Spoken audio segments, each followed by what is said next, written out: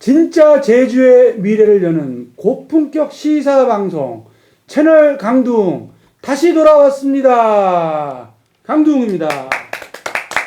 자, 오늘은 좀 특이한 구성을 해봤어요. 뭐 다들 아시지만 우리 제주의 이 똥냄새와 악취를 위해서 끊임없이 싸우는 이 제주를 똥의 오염으로부터 벗어나게 지금 벌써 몇 년째 싸우시고 있죠? 7년째 싸우고 있는 제주도청과 돈사가 제일 싫어하는 우리 환경 뱅가드 양홍동 대변인 나오셨고요.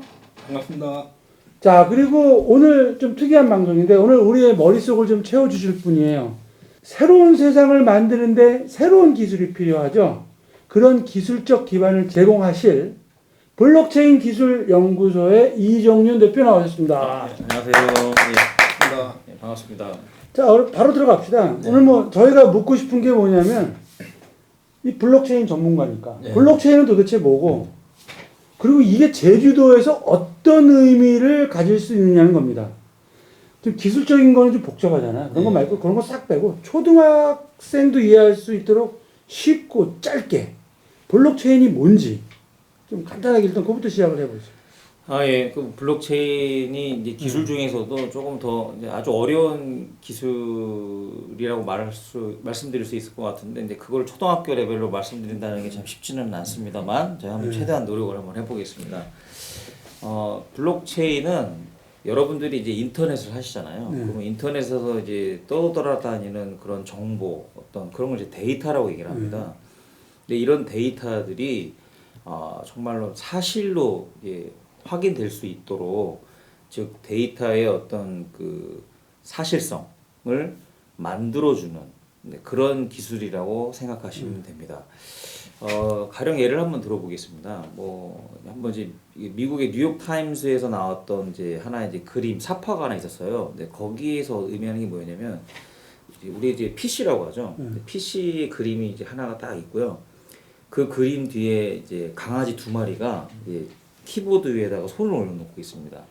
근데 그 그림 사파를 딱 찍으면서 뭐라고 했냐면, 당신이 인터넷을 통해서 대화하고 있는 사람은 사람이 아닐 수 있습니다. 이게 얘기를 합니다. 근데 그 말에서 전달하려고 하는 바가 사실 뭐였냐면, 여기 계신 분들도 그렇고 제주도민분들도 그렇고 인터넷을 통해서 뭔가의 정보를 보시잖아요. 근데 그 정보가 정말로 맞는 정보인지 틀린 정보인지 우리는 사실 알 수가 없거든요. 왜냐면 그 정보를 쓴 사람들을 만나본 적이 없잖아요. 그렇기 때문에 그거는 이제 강아지가 썼을 수도 있다. 이제 이런 의미로 이제 함축적으로 이제 전달하는 의미고요. 근데 그렇게 됐던 시절이 이제 1990년대 시절의 인터넷이라면 이제 앞으로의 인터넷은 이런 블록체인 기술이 적용이 돼서 그런 데이터들의 어떤 신뢰성을 이제 만들어내게 되는데, 요 역할을 바로 블록체인이 한다. 이렇게 이해해 주시면 좋을 것 같습니다. 제가 이해했으니까 아마 초등학생도 이제 이해하실 것 같습니다.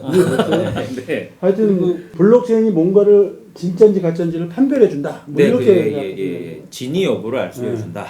저는 그 블록체인보다 비트코인을 먼저 들었었거든요. 근데 블록체인을 잘 몰라요. 그래서 블록체인이 비트코인하고 어떤 관계인지 아니면 같은 건지 다른 건지. 앞서 말씀드린 것처럼 블록체인은 데이터의 신뢰성, 무결성을 보장하는데, 그 데이터가 돈에 관련된 장부 정보를 다루게 되면 그게 비트코인입니다. 예를 들어서 누군가가 누군가에게 이제 돈을 보낸다. 그러면 그 장부를 쓰잖아요. 나는 50원을 누구에게 보냈다. 또 반대편에서는 나는 누군가로부터 50원을 받았다. 라고 하는 거죠. 근데 이 장부 정보를 돈에 관련된 정보이다 보니까 속일 수가 있잖아요. 근데 그걸 속이는 걸 못 속이게 하는 거예요. 그러니까 보내는 사람과 받는 사람은 서로 만나지 않지만 만나지 않은 상황에서도 돈에 관련된 정보를 주거니 받거니 하잖아요. 그런데 이 정보가 어느 누구도 속일 수 없게끔 시스템이 만들어냈다. 그런 하나의 어떤 체계가 비트코인이다. 그러면 우리 돈은, 우리 현실에서 돌아다니는 돈은 이제 뭐 영어로는 이제 피아트 커런시라고 얘기하는데, 그런 거는 이제 어떻게 누가 그걸 담보하느냐? 여러분들 지금 인터넷 뱅킹 쓰시잖아요. 국민은행도 쓰시고 우리은행도 쓰시고 그 앱들이 있어요. 여기 모바일에. 그 앱에도 보면 다 숫자로 찍어지는 거잖아요. 그렇죠. 뭐 나는 500원이 있다. 근데 500원 중에 50원을 누구에게 보낼 수 있잖아요. 그런데 여기서는 누구 한 명이 개입을 합니다. 누가 개입을 하냐면 우리은행 또는 국민은행이라고 하는 그 중간에서 그 데이터의 신뢰성을 보장해주는 그런 플레이어가 한 명이 개입을 합니다. 여러분이 쓰시는 앱은 바로 그 플레이어가 내놓은 어떤 일종의 어떤 무결성 검증 장치라고 보시면 되거든요. 그런데 비트코인은 그런 우리은행이라든지 국민은행이라든지 그런 존재가 필요가 없는 겁니다. 뭐 중앙화된 어떤 컨트롤러가 아예 없죠. 없고 그냥 보내는 사람과 받는 사람이 그냥 서로의 어떤 그냥 그 시스템 그걸 이제 이 IT에서 이제 프로토콜이라고 얘기를 하는데요. 약속이죠. 그거 없으면 더 지들끼리 하면 해킹이나 이게 더 잘 되는 거 아니에요? 그렇게 해킹이 일어날 수밖에 없어서 국민은행이나 의리은행 같은 이제 중간에 이제 빅브라더가 야 이건 맞아 이건 틀려 이렇게 얘기해 주는 건데 비트코인은 서로 여러 명이 그렇게 속일 수 있는 환경이 됐음에도 불구하고 속일 수가 없는 그런 시스템의 어떤 아주 특별한 기능이 숨겨져 있습니다. 그 특별한 기능이 뭔데요? 그건 기술적으로 어렵나요? 이제 그 특별한 기능으로 이제 계속 이제 기술적으로 어려워집니다. 근데 이제 그 특별한 기능으로 한다면 이제 합의 알고리즘이라는 이제 그런 독특한 구조의 의사결정 시스템이 그 안에 들어가 있는데요. 그 합의 과정이라고 하는 부분이 견제와 균형의 원리, 우리 정치에 보면 견제와 균형 원리겠죠. 그런 개념이 시스템 안에도 있어서 누가 잘못된 얘기를 하면 그 너 얘기는 틀렸어. 다수의 의견이 맞아. 그래서 그 안에는 컴퓨터들끼리 의사결정을 하고요. 그 의사결정 속에 뭐 대의민주주의가 또 거기 안에 실현이 되어 있습니다. 가슴 철렁했어. 그걸 좋아하는 거잖아. 우리가 말하는 거예요. 풀뿌리 대의민주주의 이런 거 보면 막 가슴 철렁. 대의민주주의가 적용돼 있고 거기서 투표도 이루어질 수 있고 시스템끼리. 그래서 누군가가 잘못된 의견을 내거나 잘못된 정책을 내놓으면 그 너의 얘기는 틀렸어라고 다수결 의견을 묻고요. 다수결 의견이 가장 올바른 의견이다, 옳은 의견이다라고 시스템이 결론을 냅니다. 그게 예를 들어서 아까 얘기했던 철수가 영희에게 50원을 보냈어, 영희가 철수에게 100원을 받았어. 뭐 이런 데이터들을 의사결정을 통해서 확정을 진다라는. 여러 컴퓨터가 그걸 확인해주고 그게 맞아 그런데 얘가 아니야라고 했으면 얘가 틀린 거다. 네 맞습니다. 그러면 우리가 일반적으로 얘기할 때 뭐 블록체인은 뭐 해킹이 불가능하다 이런 게 여러 사람들이 다 확인해줘서 그런 거예요. 네, 해킹이 가능합니다. 어느 경우냐면 아까 전에 얘기했지 그 여러 컴퓨터들이 전부 오염이 돼 있어서 과반수 이상이 잘못된 의견에 동조를 하는 경우. 뭐 예를 들면 좀 민감한 정치판이랑 좀 비슷한. 예, 맞습니다. 한국의 대의민주주의. 좀 민감한 문제인데요. 예를 들면 뭐 거대 뭐 어떤 당이 여당 또는 거대 야당이 어떤 정책을 결정할 때 다수결의 원칙으로 하면 무조건 그 사람들의 의견이 채택이잖아요. 그럴 경우에 잘못된 의견이 반영될 수 있는 것처럼 이 블록체인도 오직 딱 유일하게 그 한 가지의 경우에 해당이 되면 잘못된 의견이나 잘못된 정보가 마치 사실인 것처럼 돌아다니게 되는 거죠. 그러면 안 되는 거 아니에요? 그러면 안 되죠. 그러면 안 되는데 이제 그거를 깰 수 있는 그런 시스템이 이 세상에 아직은 존재하지 않고요. 그러니까 시스템에서 발생될 수 있는 그런 오류나 또는 잘못된 것을 결국 인간의 어떤 그 정치 합의 구조 같은 개념으로 한번 이제 이식시켜 본 개념이 바로 블록체인이다. 이렇게 봐도 아마 과언이 아닐 것 같습니다. 컴퓨터가 인간처럼 막 감정적으로 오버하고 잔대가리 굴리고 그러진 않으니까. 그러니까 우리가 괜찮을 것 같아요. 그렇죠. 이제 국회의원 뽑아도 너네 정치 잘해라 해가지고 뽑았는데 다 이상하게 변하잖아요. 근데 컴퓨터는 안 변할 거라는 그런 좀 기대감도 있어요. 그래서 컴퓨터가 중요한 게 아니고 그 컴퓨터를 운영하는 사람이 중요하겠죠. 거기도 결국 사람이 있지 않겠습니까? 글자는 시스템. 네, 왜냐면 그 컴퓨터를 까는 사람이 있을 거고 그 컴퓨터의 주인이 있지 않겠습니까? 근데 그 주인이 사람이잖아요. 사람이고. 예, 결국은 그 사람의 어떤 악의적인 어떤 의도가 전체 과반수 이상이 되면 시스템 오염. 근데 그건 어차피 프로그램의 소스 코드가 이렇게 다 공개가 되면 사람들이 전문가들이 보면 이게 악의적인 의도가 있다부터 판별이 될 거 아니에요. 네. 그리고 그 악의적인 판별에 의해서 그 사람 의견은 이제 소수 의견으로 배제를 시키는 거죠. 자, 그래서 비트코인이 쉽게 말하면 그 블록체인을 장부 형태로 활용한 거다. 예, 이렇게 보시면은. 근데 그게 이제 그러면 전 세계 여러 사람들이 어떤 화폐로서의 기능을 인정했기 때문에 이렇게 엄청나게 오른 건가요? 그래서 장부를 쓰는 일종의 그냥 우리 이제 그냥 뭐라고 해야 되죠? 디지털 머니도 아니고 그냥 디지털 교환 수단 이제 이렇게 사용됐던 것이 이제 이게 사실 이걸 촉발시킨 게 있습니다. 뭐냐면 저기 이제 중남미 국가나 또는 이제 못 사는 나라 동남아시아나 이런 데 보면은 또는 이제 일부 이슬람 국가들에 보면은 언뱅커들이 많아요. 언뱅커라고 하는 건 뭐냐면 이제 자신의 어카운트가 없는 사람들이 많거든요. 특히 이제 뭐 이슬람 국가 같은 경우는 이제 여자분들은 어카운트를 가질 수가 없어요. 근데 그런 이제 불평등적인 요소에 사실 많은 이제 사람들이 인터넷을 통해서 이제 교육을 이제 받게 되고 다른 나라의 정보를 알게 되니까 좀 똑똑해지잖아요. 그러니까 거기에 대한 불합리성에 이제 반대 의견을 내기 시작한 거죠. 그러면서 이제 비트코인이 눈에 탁 들어온 겁니다. 왜냐면 비트코인은 굳이 뭐 은행에 갈 필요도 없고 은행에 어카운트를 만들지 않아도 되고 이런 이거 부분들이 핸드폰으로 있더라고요. 이렇게 보내면 되는 거죠? 네네. 그다음에 중남미가 국가나 그리스 같은 국가에 보면은 나라가 돈을 가지고 이제 좀 장난을 치는 경우가 많았어요. 지금 뭐냐면 화폐를 막 찍어내는 거죠. 미국이 그렇죠. 네. 뭐 미국 미국도 뭐 그렇죠. 연방 지하에 프린트가 엄청 크게 있다고요. 연방 준비제도 이사회에서 그냥 자기 필요할 때마다 막 찍어내니까. 그런데 이제 이렇게 이제 은행들이 이제 자기네 경제가 조금 어렵다 싶으면 그냥 도장으로 그냥 계속 화폐를 찍어내는 거예요. 그러면은 열심히 일한 사람들은 내가 열심히 일을 해서 1,000원을 벌었는데 갑자기 그 1,000원의 가치가 어느 날 갑자기 50원이 돼버리는 거예요. 그런 나라도 되게 많았죠. 아르헨티나도. 아니 전 세계가 그거에서 벗어날 수가 없어요. 예. 그러다 보니까 거기에 이제 회의를 느낀 거예요. 많은 이제 선지자나 어떤 민주적인 의식을 갖고 있는 분들이. 근데 그때 갑자기 비트코인의 사토시 나카모토, 또는 나카모토 사토시라는 분이 논문에다가 그런 거에 환멸을 느껴서 이제 국가도 필요 없고 은행도 필요 없는 이 블록체인 기술을 이용해서 서로 돈을 주고받고 하자라고 해서 그거를 논문으로 냈는데 그게 이제 그 사람들 눈에 들어온 거죠. 그래서 그 사람들이 야 그러면 이제 비트코인을 쓰자, 돈처럼 쓰자 그렇게 생각하다 보니까 이제 그때부터 이제 비트코인이 화폐처럼 그들 사이에서 이제 통용이 되다가 점점 커지고. 그래서 현재는 이제 많은 기관 투자자들이 거기에 투자를 하고 이러다 보니까 이제 비트코인이 지금의 위치까지 왔다. 지금 몇 센트도 안 되는 게 7천만 원, 막 8천만 원 되지 않나요? 예, 제가 2016년도에 이제 5,000원 주고 한 10만 개를 샀던 이제 기억도 이제 있습니다. 진하게 지니까. 그거 어디 있어요? 그러나 이제 뭐 지금은 다 됐죠. 그거를 지금까지 아 그래? 갖고 있다 해서 본 적이 없어. 그걸 지금까지 가지고 있다면은 제가 여기 있지 않고 저기 그렇죠. 카리브해나 하여튼 그 비트코인은 근데 막상 한번 거래를 해보면 시간도 많이 걸리고 그러잖아요. 그 이후에 뭐 이더리움이니 뭐니 막 계속해서 뭐 수천 개가 이제 코인이 수천 개가 있다 그러던데 그 뭐 알트코인이라고 부르기도 하고 상당히 뭐 진보가 된 겁니까? 뭐 어떻게 된 겁니까?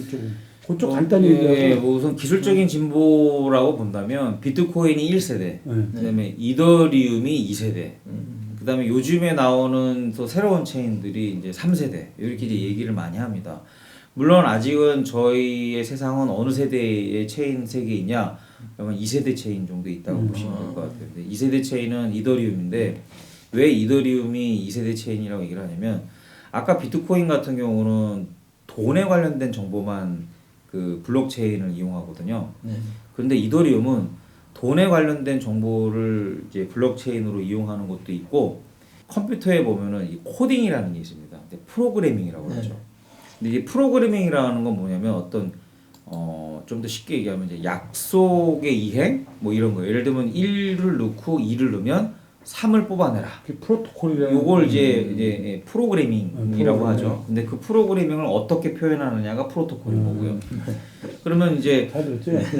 그러면 이제 그런 프로그래밍을 블록체인상의 어떤 데이터의 신뢰성을 보장해주는 메커니즘으로 이제 한번 감싼 겁니다. 그래서 그게 이제 적용이 되면 어떻게 되느냐? 예를 들면 이런 게 가능해집니다. 비트코인은 철수하고 영위 사이에서 돈 관계만 투명성을 보장해 줍니다. 하지만 이더리움은 어떤 게 가능해지냐면 이런 경우가 가능해집니다.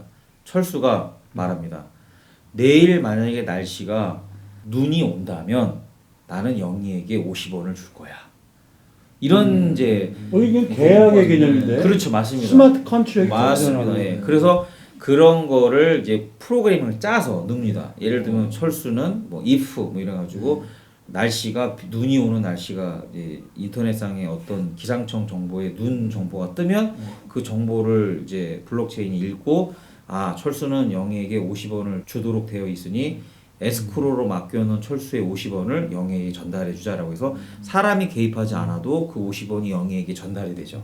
근데 이처럼 비트코인은 그냥 사람의 의지로 50원을 보내고 받고에 대한 데이터의 무결성만 검증한다면 이더리움은 어떤 조건을 삽입을 하고 딱 계약의 개념. 지금 예. 말하는 에스크로가 뭐냐면은 우리 이제 국제계약 같은 거 할 때 네가 나한테 뭘 주면 내가 너한테 뭘 할게라는 걸 갖다가 중간에 은행이라든지 이런 매개체가 딱 담보를 갖고 있는 거예요. 네. 그렇게 해서 이 은행이 요게 선행이 딱 되면 서로 물건 가고 돈 가고 그런 거거든요.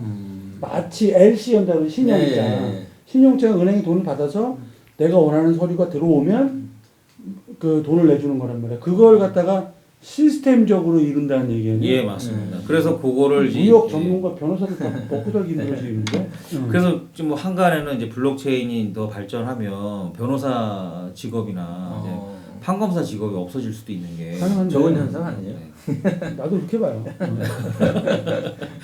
그래서 인류 마지막의 직업은 프로그래머라고 하는 얘기도 있습니다. 와. 아무튼 그래서 지금 3세대다. 예. 3세대 3세대는 이제 2세대 이더리움이 이제 또 아까 말씀하셨잖아요. 이제 뭐 느리다, 뭐 빠르다 했었잖아요. 이제 근데 이게 아무래도 느려요. 왜냐면 여러분들 그 블록체인은 빠른 기술이 아닙니다. 왜냐면 데이터의 무결성을 검증한다는 얘기는 그만큼 많은 컴퓨터들에 저장되는 정보를 검색한다는 얘기고 그 정보들 중에 옳은 정보를 찾는 과정이잖아요. 그러다 보니까 그냥 서버에 있는 저장을 보여주고 저장해주고 하는 이런 서버 클라이언트 기반의 어떤 서버 시스템보다는 느릴 수밖에 없어요. 근데 이거를 느린 상태로만 가만히 두지 않으려고 하는 게 또 우리 인간들이지 않겠습니까? 좀 더 그걸 빠르게 하고 이렇게 하는 노력이 있어요. 그 거래가 빨라져야 돈으로서 같이. 그렇죠. 예. 철수가 영희한테 눈 오면은 50원 준다고 그러는데 10년 뒤에 주면은 어떻게 되겠습니까? 안 되겠죠. 그래서 이걸 속도를 좀 더 빨리 만들게 해주고 좀 더 많은 양의 데이터를 처리할 수 있게끔 해주기 위한 기술적인 어떤 튜닝 네, 이런 것들이 이제 3세대 체인, 4세대 체인 이제 이렇게 흘러가는 겁니다. 하여튼 그러면 이게 그러니까 블록체인을 어떤 화폐, 네. 장부, 거래에 이용한 게 일단 그 뭐 비트코인이고 그 이후에 말하는 1세대, 2세대, 이제 3세대, 막 그렇죠. 4세대 가고 있는 거고. 지금 현재 계신 블록체인 기술 연구소랑 네. 제주 디지털 센터 새로 또 설립하신 네. 여기는 뭔가 블록체인을 갖고 뭔가를 한다는 건 아닌데 구체적으로 뭘 하는 건지 네. 좀 제주도에 뭘 기여할 수 있는 거고 어떤 뭐 비전을 갖고 있는 건지 그걸 좀 얘기를 해주세요. 네. 근데 이제 비트코인을 위시로 해서 시작된 이제 블록체인 혁명 또는 블록체인 시대를 살고 있다라고 이제 볼 수 있는데요. 근데 이제 이렇게 비트코인이 촉발한 블록체인의 중요성을 이제 일반인들도 이제 인식을 하게 되고 있습니다. 점점 이제 발전하고 있고요.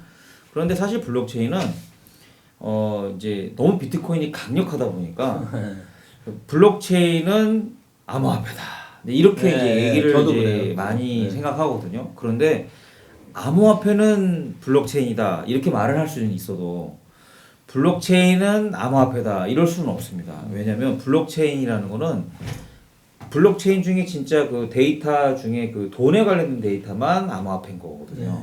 그러니까 블록체인의 개념이 훨씬 더 커요. 그런데 블록체인은 아무래도 실시간으로 데이터를 공유하는 기술이다 보니까 한 번에 다루는 데이터 양이 작을 수밖에 없었거든요. 그러니까 예를 들면은 돈에 관련된 정보 굉장히 작잖아요. 그걸 데이터 필드 값으로 하면은 뭐 진짜 뭐 10K, 20K 바이트 이 정도밖에 안 나와요. 그런데 더 많은 양의 데이터를 우리는 많이 소비하고 있지 않습니까? 컨텐츠 형태로.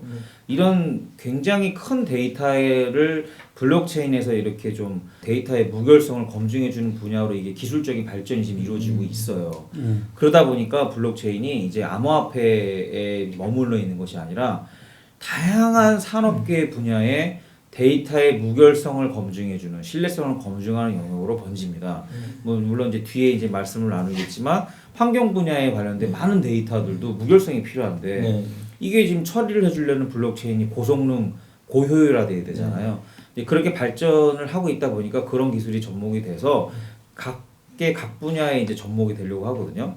그래서 저희 블록체인 기술연구소는 또 제주에 있는 디지털 센터는 이렇게 블록체인의 어떤 제약점으로 작용했던 그런 기술적 한계를 계속 극복해 나가는 기술 개발을 해서 그 기술 개발로 나온 결과물을 이제 각 산업 영역의 데이터의 무결성을 검증해주는 일종의 보안 시스템으로서의 어떤 그런 기능을 제공하려고 이제 설립한 회사입니다.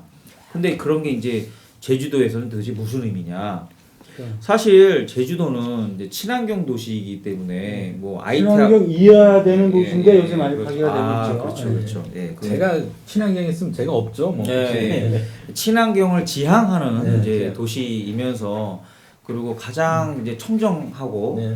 근데 그러면서도 이제 ICT와 같은 또 첨단 산업도 이렇게 수용하려고 하고 뭐 한간에는 뭐 실리콘밸리처럼 만들자 뭐 이런 얘기도 저는 제가 있었던 걸로 알고 그랬군요. 있고요. 예.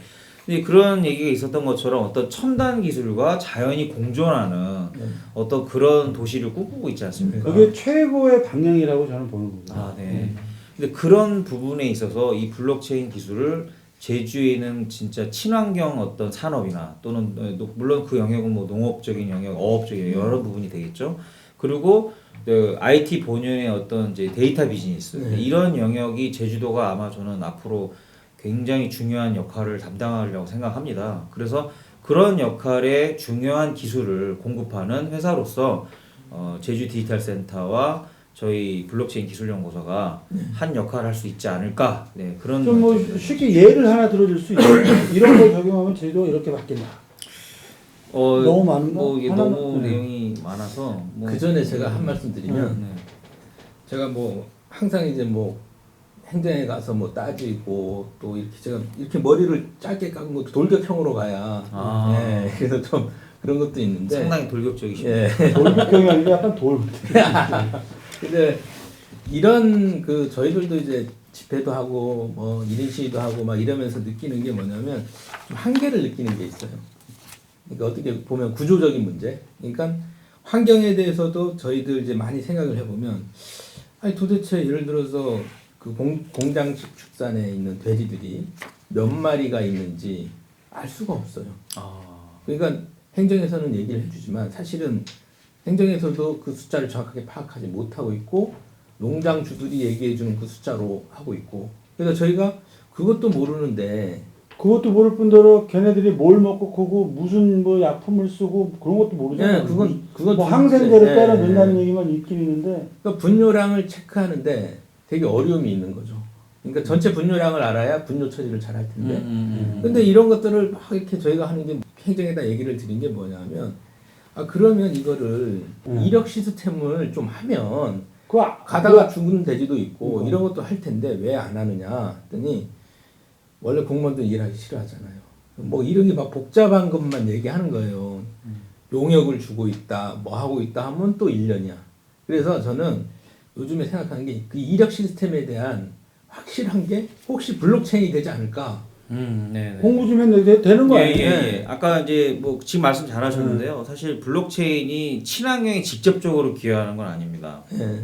하지만 블록체인이 해줄 수 있는 그 데이터의 무결성이 한두 단계 거치면서 친환경으로 만들 수 있는 예의 가장 결정적인 예를 말씀해 주셨는데 예를 들면 이제 그렇게 돈사의 어떤 환경 문제가 결국은 이제 거기서 관리하고 있는 어떤 그 돼지들의 어떤 현황 파악 또는 또 거기에 관련되는 어떤 사료나 뭐 어떤 그런 환경에 재반되는 어떤 요소들을 정확하게 판단하고 있고 거기에 걸맞는 재반 시설들이 들어가는 이런 것들이 행정과 실제가 이렇게 거의 실시간으로 관리가 돼줘야 되는데 그게 그렇게 하지 못하고 항상 행정이 뒷북을 이제 치는 방식으로 이제 뒤따라가다 보니까 이미 환경은 망가지는 거고 이렇게 되는 거거든요. 근데 만약에 이제 그런데 이제 블록체인이 적용이 되면은 예를 들면 이런 걸 측정할 수 있는 거예요.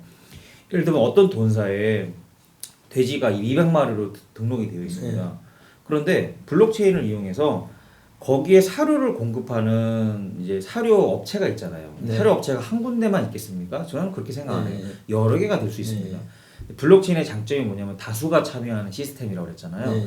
그러니까 다수가 블록체인에 이제 참여를 하게 되면 그런 사료업자들의 시스템도 이제 하나씩 컴퓨터 노드가 들어갑니다. 그러면 거기서 공급하는 사료의 양이 있잖아요. 네.